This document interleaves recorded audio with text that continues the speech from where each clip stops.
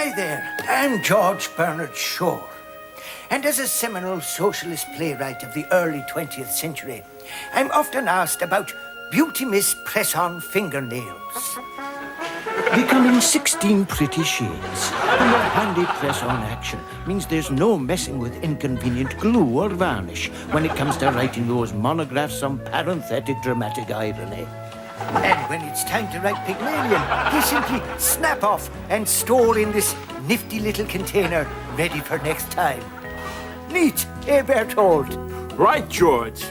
And I'm wild about my new Beauty Mist heated hair rollers. Beauty Mist's no snag toggles mean perfect curls every time. So, while I'm pioneering a new form of socio-political theater using pseudo-realistic alienation techniques, my heated rollers are giving me the style I want at a fraction of the price in a salon.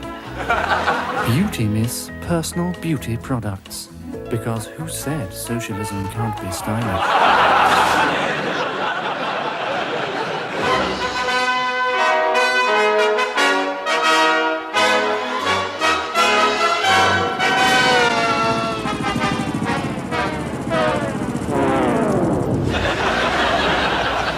Hi there, and welcome back to another award-losing series of Stuff.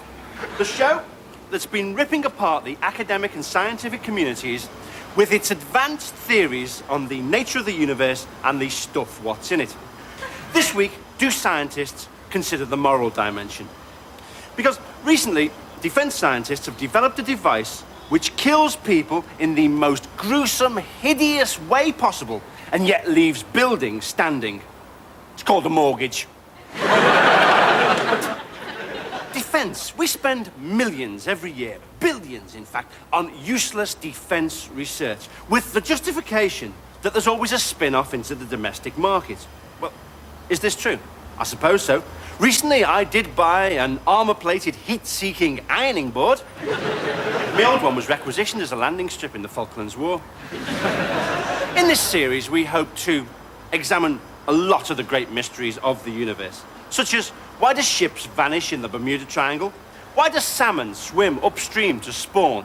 And why do people keep giving Ken Russell money to make films? He's making another one, you know. One of the most influential of Western thinkers was Nietzsche, who, in his book, also Sprach Zarathustra, was the first to posit the notion of... Hi there, I'm Dick Van Dyke. Hope you are too. And I just popped by to wish my old pal, Alexei Sayle, a very happy 50th birthday.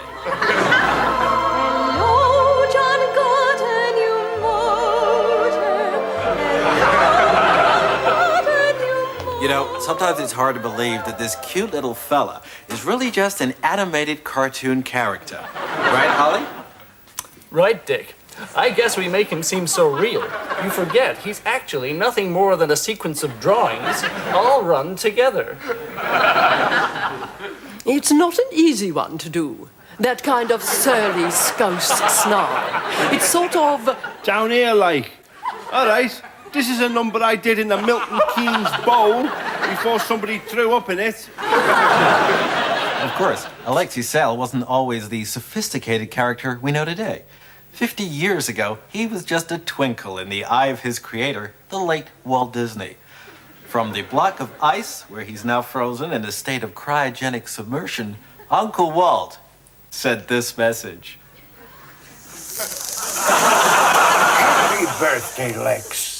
It certainly doesn't seem 50 years since we made history together when you starred in the first talking cartoon back in 1939.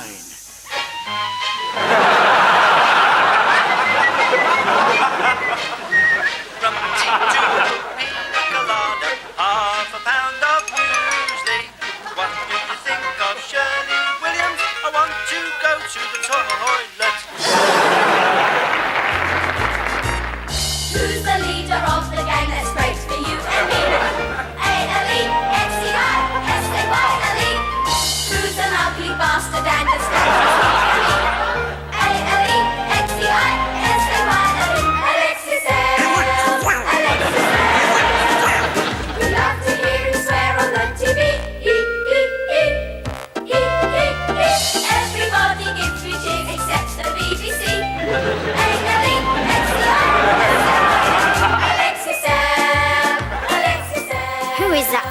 bastard.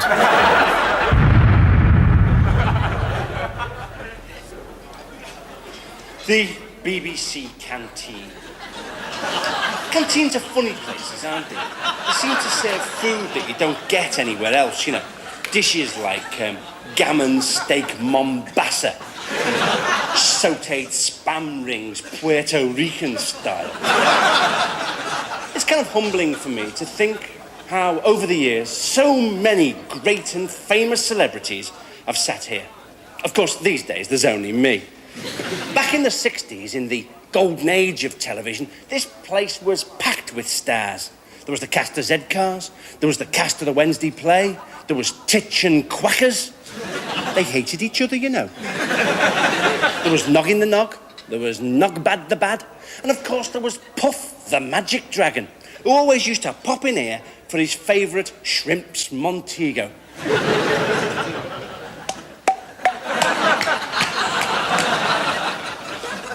I mean, these days, television, the trouble with it is, everything is run by accountants.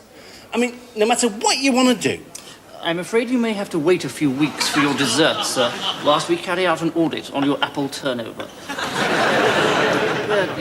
You know, I'm a very versatile comedian. That means I'm crap at everything. It's a very cutthroat business, this comedy business. And recently, an attempt was made on my life by another comedian. What he did was, he got a load of them plastic carrier bags and he sent them to me through the post, but he crossed off the warning about sticking them over your head. Too clever for him. Just in the nick of time, I wrote the warning back on. Hang on, what's happening? Who is without?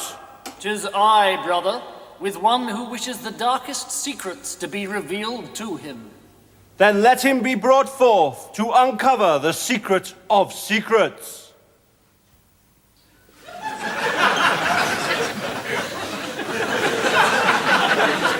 Greetings, brave initiate, from all we gathered here of the worshipful brotherhood of the pencil box. I beg your pardon? For thus it is inscribed in the holy notebook, written many thousands of pencils ago, by the great architect we call Cardinal Eagle H.B., and whose name we cannot say, for it was written in pencil and got a bit smudged. Now, prepare yourself to demonstrate your bravery and courage in a grave test involving the most excruciating pain and agonizing... Excuse me. I only came in for some paper clips. What? I only came into the shop for some paper clips. And then I happened to say, what about some pencils? And before I knew it, two men had grabbed me and dragged me through a secret panel. Do you or do you not wish to join the worshipful order of the pencils? No. Oh, fair enough then. But you have seen our most sacred shrine, and you must therefore have both eyes poked out with an orange pencil, your lead removed, and a giant propelling pencil inserted right up your... No, sorry. Yes. Yes, please, I would like to join. So mote it be. Brother 3H, the blindfold. Right, Inspector. Shh! And now, invoke ye the sharpener!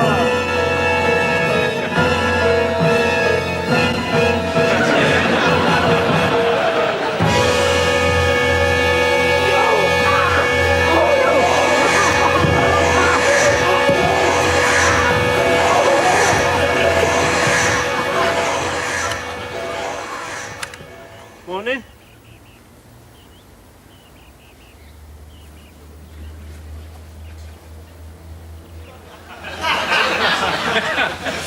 Been a successful comedian. I've now bought a little house in France, in the lovely little village of Pif-Bac-le-Tic-Toc. Lovely little village, and every year the village is given a Christmas tree by the grateful German people in thanks for their collaboration during the Second World War. It's very traumatic for me moving house. It brought out all these kind of weird animal instincts. I felt like a cat, like I wanted to spray me scent everywhere. It cost me a fortune in blue Stratos. Things are going really well, you know. I've just bought a new watch. Yeah, new watch. It's a good watch, this.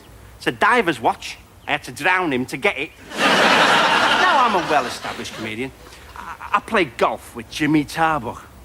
Well, I creep through the bushes and try and club him to death. Young comedians really admire me. And occasionally I'll see a young comedian in a club or somewhere who's fast, funny, original, got interesting things to say. And in that case, I will always make a point of going backstage, of meeting that young comedian, of talking to him, and telling him he's completely crap. He should give up comedy and become a carpentry teacher in Norway. I don't want that competition. But one free piece of advice I will give to young comedians is, it's not what you say, it's the way that you say it. Oh, honestly, you piss me off, you audiences. We spend hours writing exquisitely honed gags. We spend millions on elaborate visual effects, and we get the biggest laugh from me saying, it's the way that you say. Oh, you really annoy me, you audiences, you know. You sit there at home, you pay 68 quid for your TV licence, and you expect us to entertain you. Sounds fair enough, really, doesn't it? Hello. These majestic rainforests behind me have dominated the Iquitos Delta here deep in the Amazonian basin since before the dawn of time. And yet, in only 18 months from now, it's estimated that this housing estate in Woolston has dominated the landscape here in North London since before the dawn of time. It's an estate where unemployment is rife.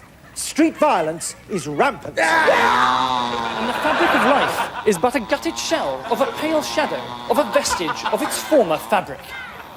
Small wonder, then, that the community here has been absolutely devastated by the most crippling industrial action to hit Britain in decades, the nationwide film critics' strike.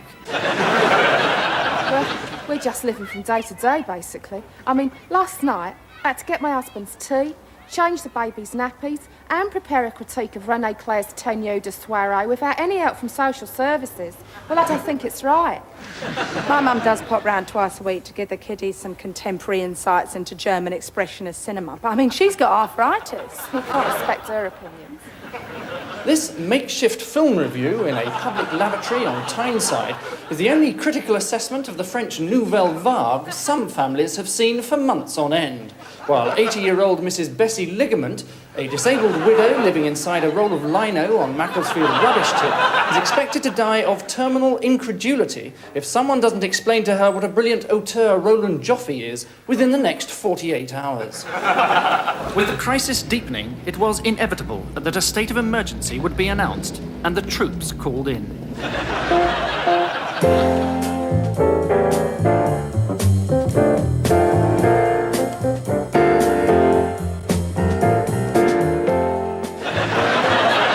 Good evening.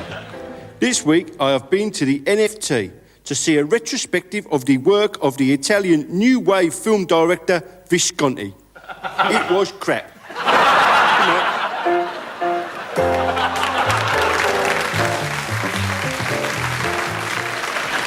I'll tell you one of the things I hate is when you go to the cabaret or theatre and the performers get off the stage and start interfering with the audience. Now, I really hate that, don't you? You know, you used to get a lot of that sort of stuff in fringe theatre, didn't you? You know, and they say, like, yeah, we're going to kind of interface with the audience in a dymotic interrelation workshop mode, you know, correlating actors and performers and the audience together in a workshop-moded situation, you know.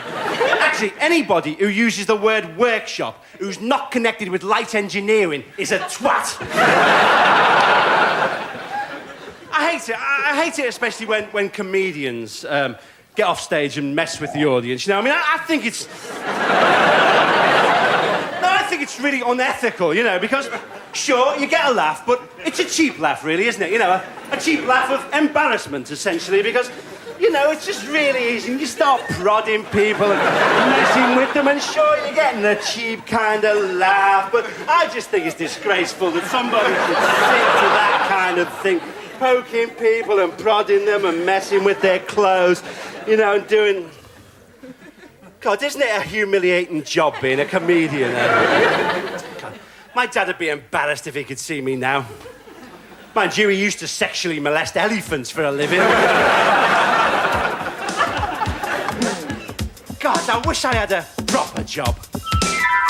I wish I was a computer programmer, though I'd have to have half my brain removed. Then I'd wear white socks, a suit from Next, and those nasty grey leather shoes. And on the wall of the office, the company message would be spelt: you don't have to be a really boring git to work here. But it helps. That's a proper job, a proper job. That's a proper job, a proper job.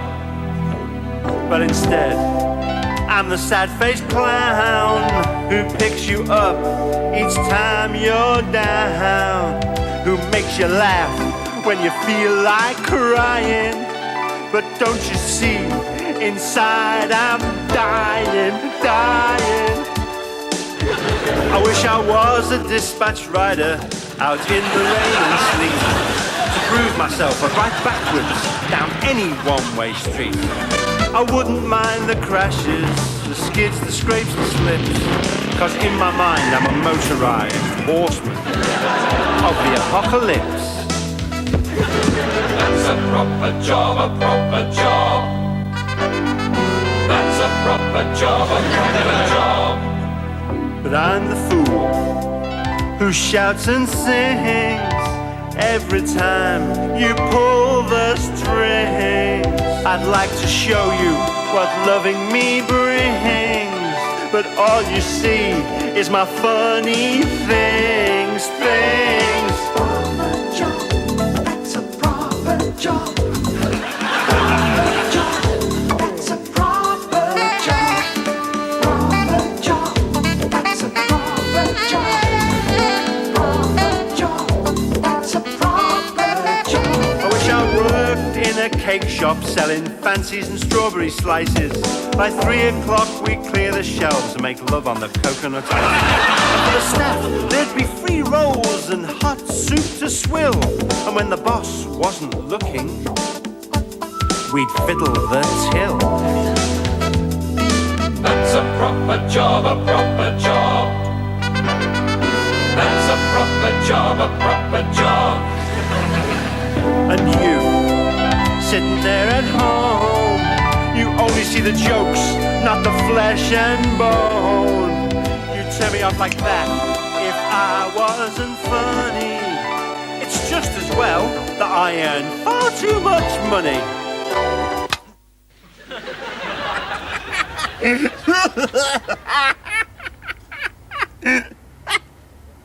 That's the thing about us British, isn't it? We can laugh at ourselves. Drugs. I'm very much against drugs.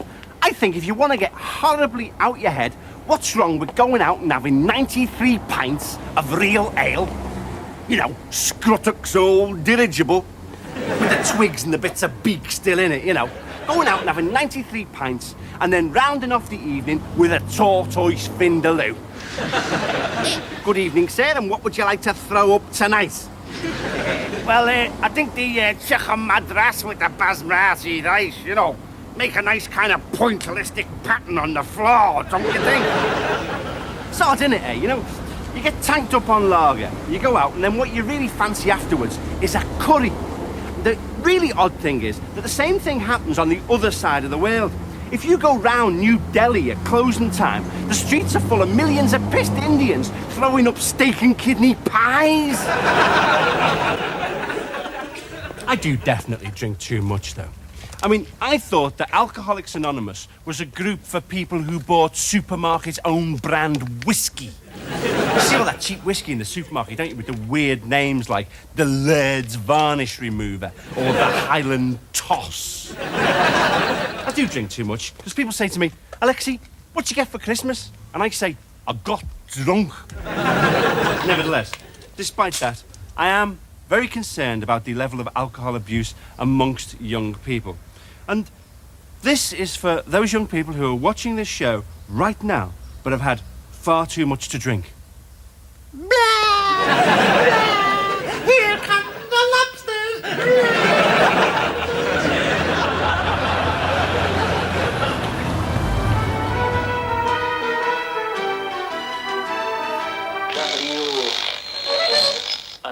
headlines again. In Bonn, Chancellor Kohl has given a cautious welcome to a speech delivered earlier this week by Mr. Bush in Helsinki. He said he would need to study the details, but at first sight they appeared to represent a major shift in Washington's position with regard to the continuing stalemate between the two countries over a mutual East-West nuclear disarmament program. The two leaders are expected to meet later on this month, though a precise date has not as yet been announced. The White House is also said to be very glad he... Well, back in London, news is just coming in that the Prime Minister has now completely run out of disaster victims to visit. And so she left Downing Street today in the TARDIS to visit victims of the bubonic plague in 17th century London. After that, Mrs. Thatcher will then begin a whistle-stop tour of other historical disasters, expressing her deep condolences to the survivors of the Crimea, Agincourt, Rorke's Drift, Pompeii, the sacking of Rome by Alaric the Visigoth, and the attack of the giant man-eating centipedes on the planet Calufrax. Dismissing criticism of her visits as electioneering, she told reporters, "The Daleks do a very difficult job for which we should all be thankful, and we should talk less about them exterminating people and more about the wonderful opportunities they provide for the electronics industry."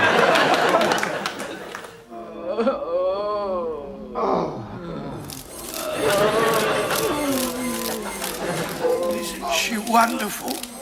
I thought it was the squalid poverty and plague virus borne by rat fleas from the East Indies that made this such a hideous hellhole of death and degradation. But now I realise it's all due to loony left-wing councils. She touched my forehead and I was miraculously cured of all ills. She told me she fully understood the acute postulating agony I was in, as she had herself once had some unwanted facial hair removed by electrolysis. Then she cut off my child benefit and left. Shortly afterwards, Mrs. Thatcher reversed the controls of the TARDIS and rounded the day off with a visit to one of her own national health hospitals, 10 years in the future.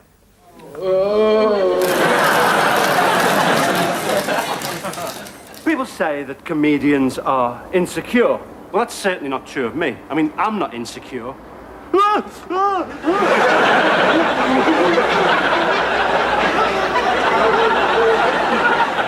fact, my career's going very well. The work's going very well in the States. Recently, I got a job at Universal Studios in the bacon department. One of the things you need when you're in the States is a big entourage. A gang of paid flunkies who cater to your every whim.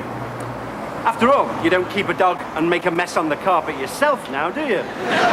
So, I've got 2 agents, Burgess and McLean. I've also got my own personal shepherd and my own personal octopus handler. I'm also so big in the States that I actually endorse a range of products. I've got my own range of perfumes called Alexei Sayle's Smell.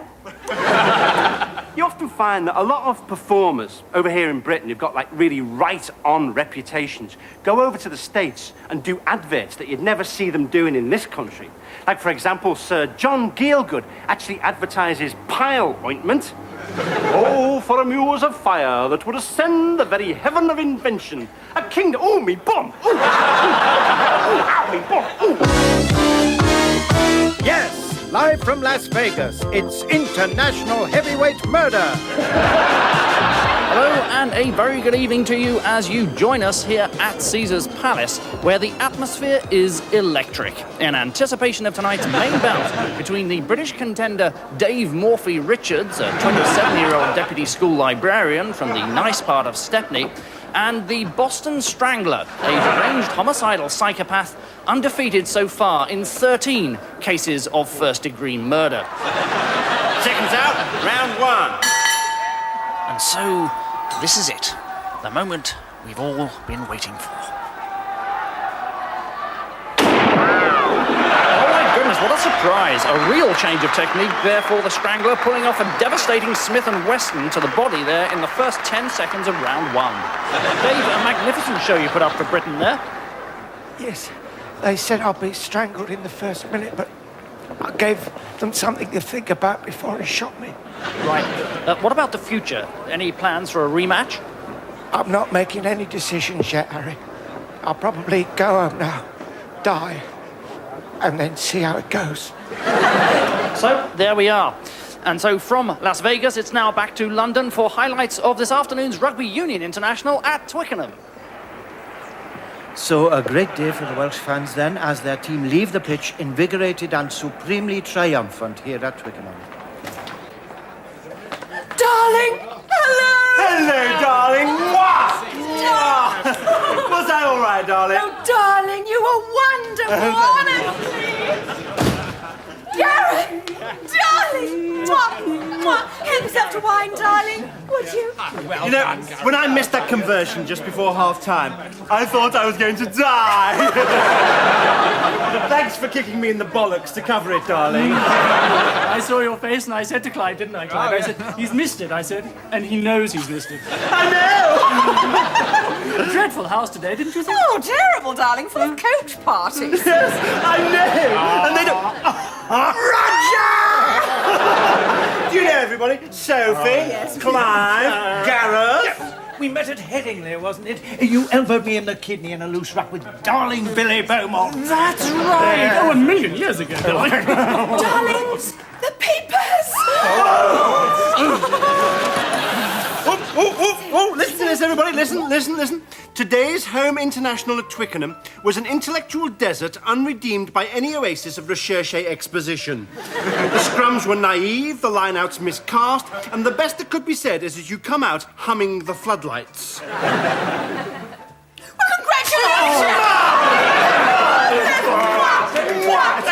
Roger! Darling, it's Ken Russell on the phone. He said he saw you nut those two wingers in the crutch and he wants to sign you up for his new movie!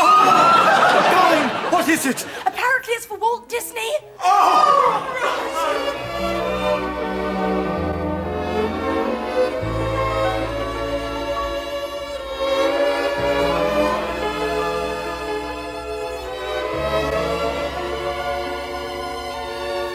Alexei Sayle is currently appearing in Not Up My Trousers You Don't at the Aldwych Theatre, London.